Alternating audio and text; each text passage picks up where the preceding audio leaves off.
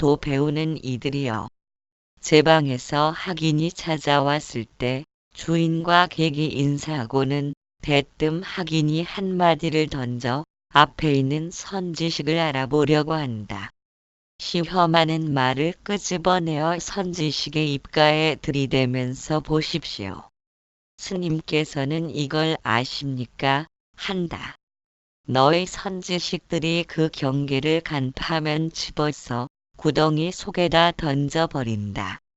학인은 평소대로 자세를 바로 하고 나서 선지식의 가르침을 구하는데 선지식은 여전히 인정하지 않는다. 그러면 학인은 참으로 지혜로우십니다. 큰 선지식이시여. 하는데 선지식은 너는 도대체 좋고 나쁜 것도 모르는 놈이다라고 한다. 선지식이 경계 덩어리를 학인 앞에 내놓고 희롱을 하면 그 학인은 완전히 알아차리고 하나하나 주인이 되어서 경계에 혹하지 않는다. 선지식이 몸을 반만큼 드러내 보이면 학인이 문득할 하고 고함을 친다. 선지식이 다시 갖가지로 차별된 말을 써서 시험해보면 학인이 이 좋고 나쁜 것도 모르는 노장아 하면 선지식은 진짜 도인이다 하며 탄복한다. 삿된지 바른지를 구분하지 못하는 제방 선지식들은 학인이 찾아와서 보리, 열반, 삼신, 경계, 지혜 등을 물으면 눈 먼 노스님은 그에게 해설해주고 만다. 그러다가 저 학인으로부터 꼬중을 듣고 나서는 몽둥이를 집어들고 후려치면서 이의 법도도 모르는 놈아 한다. 그러나 그것은 선지식들이 자기 안목이 없기 때문이다. 저 학인들에게 화를 내어서는 안 되는 것이다. 좋고 나쁜 것도 모르는 중들은 동쪽 서쪽을 구분하며 갯날 비 오는 날을 좋아하며 등농 등불 받침과 노주 등불 기둥 등을 좋아하는데 보아라.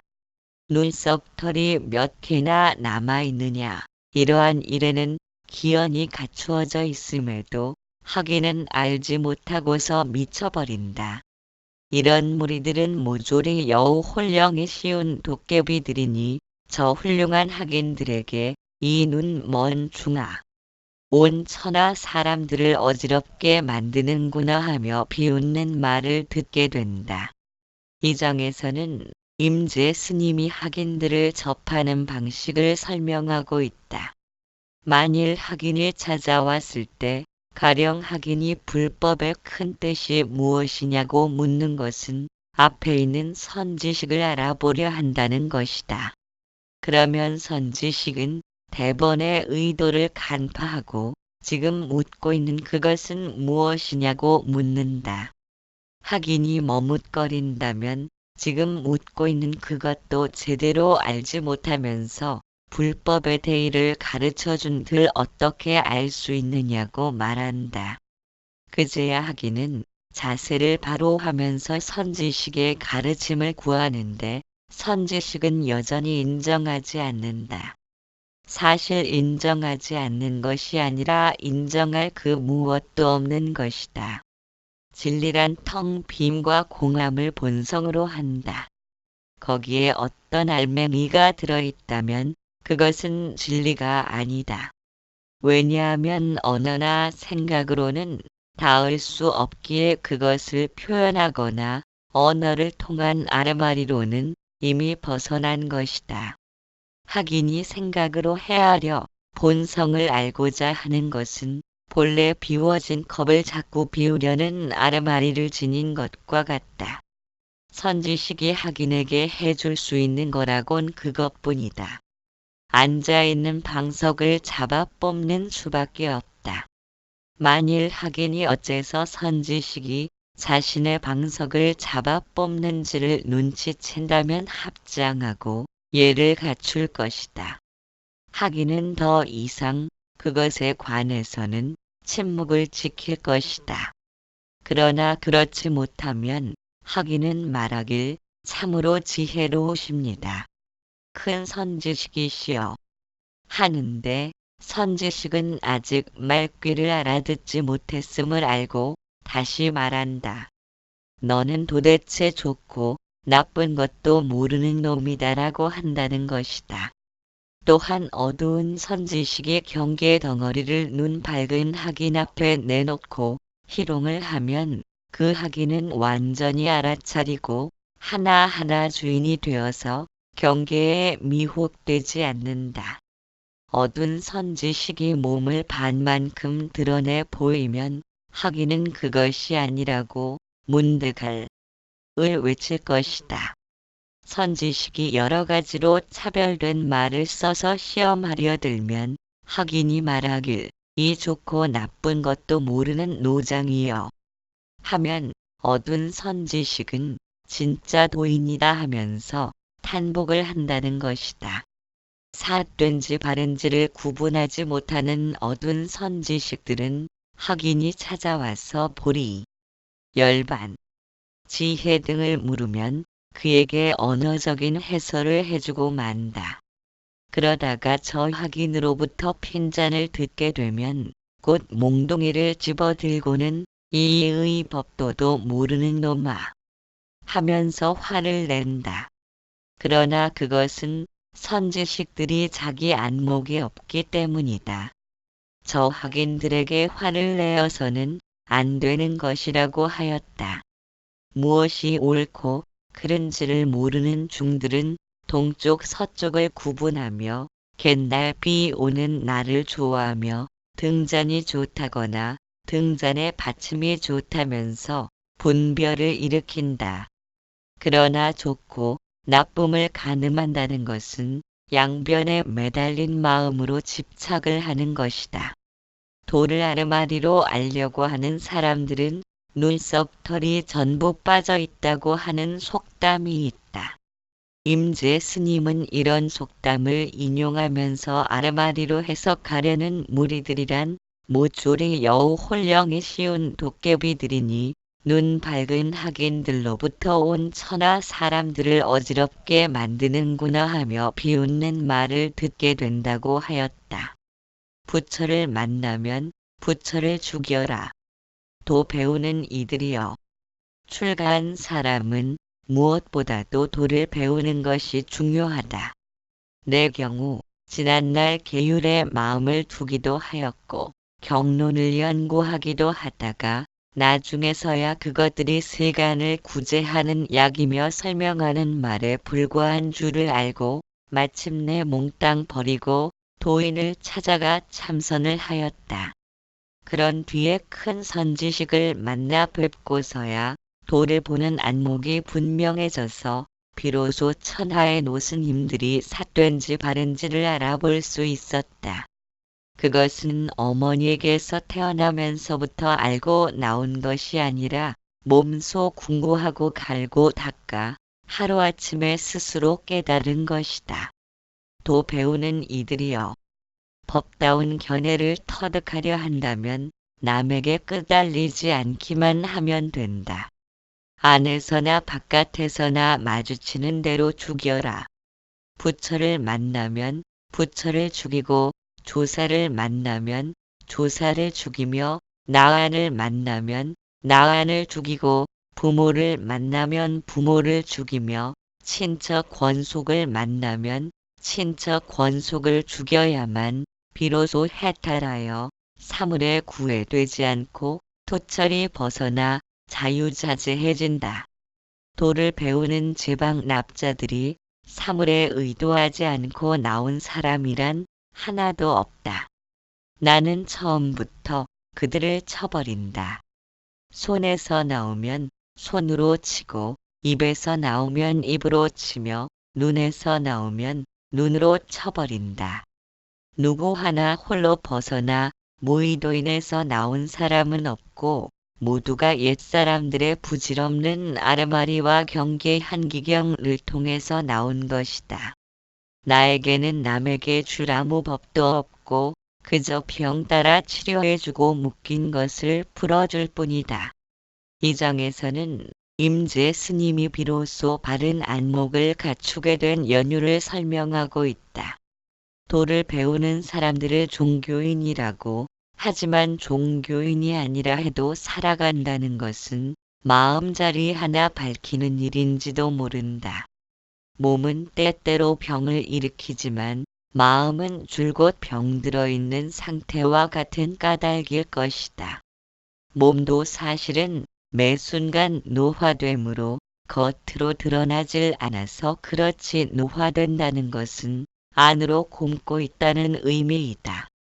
육신은 생로병사로 제한된 존재이기에 그렇다 해도 마음이 일으키는 병은 스스로 치료할 수 있어야 한다. 육신이 병들면 건강한 상태를 원하게 된다. 육신에 아무런 이상이 없다면 다른 상태를 꿈꾸진 않을 것이다. 그렇다면 마음에서 무언가를 얻으려 하고 추구한다는 것은 마음이 다른 상태를 갈구하기에 병든 상태라고 할 수 있다. 우리가 평생에 걸쳐 행복과 기쁨을 찾아서 끝없이 달리지만 마음의 속성을 알지 못하면 행복을 추구하는 병든 마음으로 인해 고통을 겪어야 한다. 무언가를 추구한다는 것은 부족하다는 생각으로 하여금 마음의 갈증을 일으키는 것이다. 따라서 마음이란 갈증난 상태로 존재하고 있음을 알지 못하면 원하는 행복을 손에 쥐었다고 해도 여전히 또 다른 추구에 골몰할 것이다. 그러는 사이에 육신은 서서히 노화되며 탐스럽던 세상의 빛깔은 퇴색되기 시작한다. 따라서 마음이 추구하는 것을 이루기보다는 무엇 때문에 마음이 갈증을 겪고 있는지를 밝혀야 한다. 그것이 올바른 순서일 것이다. 우리가 진리를 논하고 부처를 말하며 법을 필요로 하는 것이 사람들의 삶과 전혀 동떨어진 문제는 아닐 것이다. 마음의 문제는 삶과 연결되어 있다. 삶의 문제가 따로 있고 마음의 문제가 따로 있는 것이 아니다. 삶의 문제를 풀기 위해 마음을 살펴야 하며 마음의 문제가 풀리면 삶 역시도 풀려가기 마련이다. 임재 스님은 말하길 출가한 사람은 무엇보다도 도를 배우는 것이 중요하다고 하였다. 도란 마음의 갈증을 벗어나 바른 견해와 안목을 지니는 것이다. 도를 성취하는 것이 하늘을 날아다니고 물 위를 걷는 신통력을 얻고자 하는 것은 아니다. 오히려 신비로운 경계조차 마음을 어지럽게 만드는 것임을 알고 자신을 특별한 존재로 내세우기 위한 과시욕으로부터 단호하게 시선을 거두는 것이다. 만일 여전히 과시하려는 욕구가 도사리고 있다면 마음은 아직 깨어날 준비가 안 된 것이다. 마음은 사실 갈증 그 자체이다. 왜냐하면 마음은 하고자 하는 의도를 지녔기에 생각을 항상 자신이 원하는 방향으로 이끌려고 노력한다. 그렇게 마음은 지금 현재의 나를 강화시키려는 목적을 지니고 있다. 그 말은 지금 현재 하는 나에 대하여 만족하지 못한다는 의미이다. 마음이 지금 현재의 나를 거부하려는 움직임이라면 우리가 어떤 모습을 성취하더라도 거기엔 그것을 거부하려는 움직임이 계속 작용할 것이다. 그렇기에 마음의 속성을 제대로 알지 못하면 밑 빠진 독에 물을 붓는 것처럼 우리의 노력은 물거품이 될 것이다. 이런 이유로 하여 마음을 닦는 것이 특정한 부류의 사람들에게만 국한되는 문제가 아닐 것이다. 마음을 지닌 사람들은 모두가 자신의 마음에 대해서 알아야 하고 마음의 속성을 밝혀야 한다. 우리는 소중하고 귀한 목숨을 지닌 생명이기 때문이다. 보다 강해지고 더 나은 삶을 꿈꾼다는 것은 지금 현재가 불만족스럽다는 말도 된다. 그것은 성장하면서 교육받은 이미지들이 저장되었기 때문에 마음이 억눌려 있다는 뜻이다. 그러한 이미지를 실천하지 못하면 무능력이 되어 주변의 손가락질을 당해야 하는 처지가 불안한 것이다. 그렇게 마음은 상처받기를 싫어하고 더욱 완숙한 모습의 나를 꿈꾸게 된다. 그것을 다시 말하면 마음이 병들었기 때문이다. 마음이 병들지 않았다면 행복을 구하고 고통을 회피하려는 욕구가 오히려 마음을 어지럽게 만드는 것임을 이해한다.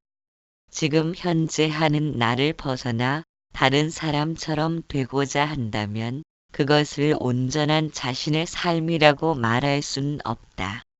지금 현재 하는 내 모습을 받아들이지 못하는 마음이라면 언제든 그러한 습성으로 인하여 다른 누군가를 넘보기에 여념이 없을 것이기 때문이다.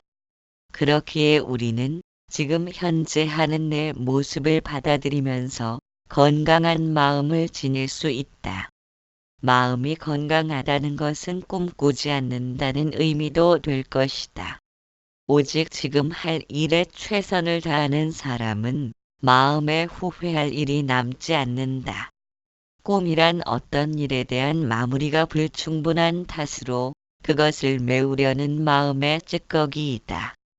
자신을 태우면서 빛을 내는 촛불은 찌꺼기를 남기지 않는다. 마음이 본래로 건강한 사람은 없을 것이다. 마음이란 과거의 이미지로부터 비롯되었기에 보고 들음을 통하여 비교와 의도를 일으키는 것은 부족함을 채우려는 꿈이 만들어지는 것과 같기 때문이다. 따라서 보고 들음을 통해 정신적인 환각 상태를 일으키고 있다. 최초의 우주는 텅 빈 상태로 존재하다가 맨 처음 물질이 생겨나자 반물질도 나타났다. 반물질이란 물질과 반대되는 그림자와 같은 속성을 지닌 것이며 물질이 존재하기 위해선 균형을 지녀야 하기 때문이다. 물질이 분열되면서 반물질도 똑같이 분열된다. 그렇기에 세상은 상대적 관념인 음과 양의 이치로 존재하게 된 것이다. 마음도 물질인 육신을 따라 생겨났기에 상대적 관념의 지배를 받고 있다. 상대적 관념이란 반대편을 통해 존재하기에 비교와 의도를 일으키는 환법과 같은 상태이다. 그러므로 연출에 불과한 영상을 보고 들으면서도 비교와 의도가 동작하기 때문에 희로애락이 생겨나는 것이다. 그렇게 쌓인 감정들은 안으로 곪은 상처가 밖으로 튀어나오듯 언젠가 폭발하게 된다. 그러한 폭발이 심각한 정신적인 손상을 가져올 수도 있다. 하지만 대부분의 사람들은 행복을 추구하고 고통을 회피하고자 하는 욕망으로 쌓인 감정을 표출하고 있다. 우리는 그것을 본능이라는 말로 합리화시키지만 마음이 병들었음을 반증하는 것이다. 병든 마음이 치료되는 것은 오직 마음이 본래 없음을 터득해야만 가능하다. 마음이 본래 없다면 무슨 재주로 병이 달라붙을 수 있겠는가? 따라서 깨달음이란 병든 마음을 치료함과 같다. 그러므로 내 마음을 떠나서 찾고 구하려 하거나 병든 마음을 버리고 병들지 않은 마음을 새롭게 얻으려고 한다면 스스로 어리석다는 것을 인정할 뿐이다. 임재 스님은 우리의 병든 마음을 치료하고 있다. 말하길 지난날의 계율을 지키면서 경전을 읽고 공부하다가 그런 것들은 세간을 구제하는 약이고 설명에 불과한 사실을 알게 되었다고 하였다. 세간을 구제한다는 것은 사회란 여러 사람들이 모여 살기에 자신의 주장만을 되풀이한다면 많은 갈등과 혼란이 일어날 것이다. 그래서 모두가 공존할 수 있도록 상대를 배려하는 마음가짐으로 더불어 살아가는 길을 제시하는 것이다. 그러므로 계율과 경전이란 세간을 구제하는 방편일지언정 마음을 깨닫는 길이 아님을 알게 되었다는 것이다. 그 후로는 계율과 경전을 모두 버리고 선지식을 찾아가 참선을 하게 되었으며 비로소 도를 보는 안목이 분명해졌다고 한다. 분명한 안목이 생겨남으로 해서 어떤 길이 삿되고 바른지를 알게 된 것이다. 그와 같은 안목이란 태어나면서부터 지닌 것이 아니라 참고하고 갈고 닦으면서 스스로 깨달아야 한다고 하였다. 임재 스님은 이르길 바른 안목이 열리고 보니 장애가 되었던 것이 마음으로 집착하는 것들이 문제였던 것이다.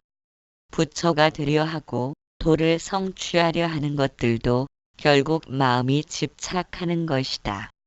마음이 무언가에 붙들리면 그것에 현혹되어 마음은 양변을 달리게 된다. 마음이 양변을 달리면 이쪽과 저쪽을 가늠하면서 더 좋고 더 나은 것을 취하려는 목표가 생겨나기 때문에 결국 마음에 의해 희롱당하게 된다. 이것이 도를 깨닫게 하지 못한 가장 큰 원인이었음을 지적하고 있다. 즉 부처가 되기 위해 중생을 떠나려 하며 고요함을 이루기 위해 산만함을 벗어나려는 것 등은 모두가 양변을 달리는 것이다. 마음이 양변을 달리는 것은 얻고 구함을 멈추지 못한 탓이며 마음의 쓰임새를 마음의 본체라고 오인한 까닭이다. 이와 같이 마음을 잘못 착각함으로써 양변을 달리는 마음의 쓰임새를 아무리 갈고 닦은 들 벽돌을 갈아 거울로 만들 수는 없는 노릇이다. 그렇기에 마음의 쓰임새를 벗어난 본체의 마음을 바로 알려면 무엇이든 간에 집착하지 말아야 한다고 하였다. 부처를 만나면 부처를 죽이고 조사를 만나면 조사를 죽일 수 있어야만 비로소 마음의 쓰임새를 마음이라고 아는 잘못된 착각에서 벗어나게 된다. 마음의 쓰임새를 마음이라고 알고 있는 그 마음으로 행하는 것은 결국 집착을 행하는 것이다. 심지어는 집착하지 않겠다는 것도 집착일 뿐이다. 그렇게 임재 스님은 그들이 찾아와서 손으로 도를 가리키려 하면 손을 치고 말로 가리키면 말로 치고 눈으로 가리키면 눈으로 친다는 것이다.